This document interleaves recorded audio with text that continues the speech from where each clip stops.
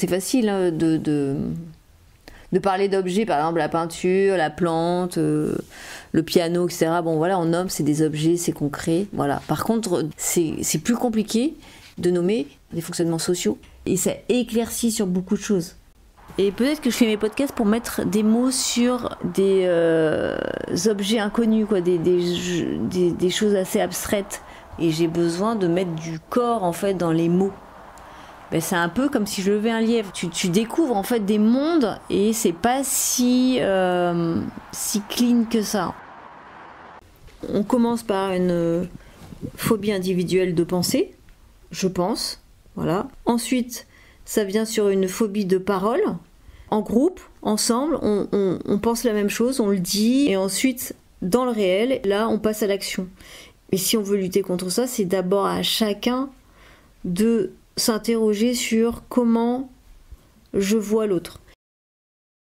C'est vrai que si nous, chacun, on s'interroge pas comment on voit les autres, parce que c'est facile de dire oui, non, moi je suis pas raciste, moi je suis pas machin, moi je suis pas grossophobe, moi je le dis tout le temps. Mais en fait, je suis sûre peut-être une exception, mais en fait, en vrai, je veux dire, je suis en contradiction entre ce que je vais dire et ce que je vois et ce que je fais. Peut-être que t'es islamophobe, mais t'as vu quand même tous ces musulmans qui font des attentats. Ou bien, oui, c'est vrai que les trans, c'est normal de les accepter, mais bon, quand même, il y en a beaucoup qui sont un peu perverses et limite pédophiles. T'es pas si mal que ça, parce qu'en fait, il y a des raisons pour que tu crois à ce que tu crois, et c'est pas que t'es transphobe, etc., c'est que il y a des choses qui sont un peu légitimes. Et en fait, t'es pas si mauvaise que ça. Il y a une sorte d'automatisme du cerveau qui essaye de te rassurer en disant mais non, mais c'est bon, bah en fait, ça va aller. Arrête de t'infliger tout ça. Voilà, bref, tout ça pour te laisser un peu en paix. L'histoire du grand remplacement de Zemmour, c'est pareil. Il a raconté une histoire qui se tient et du coup, bah non, je suis pas islamophobe, je suis juste réaliste. Et cette façon de vivre, c'est notre quotidien. Ça ne repose sur rien, cette croyance d'être supérieur. C'est juste un sentiment. C'est un sentiment de se croire. Et même si c'est vrai, c'est faux, c'est-à-dire que ce n'est pas vrai en fait, on n'est pas supérieur.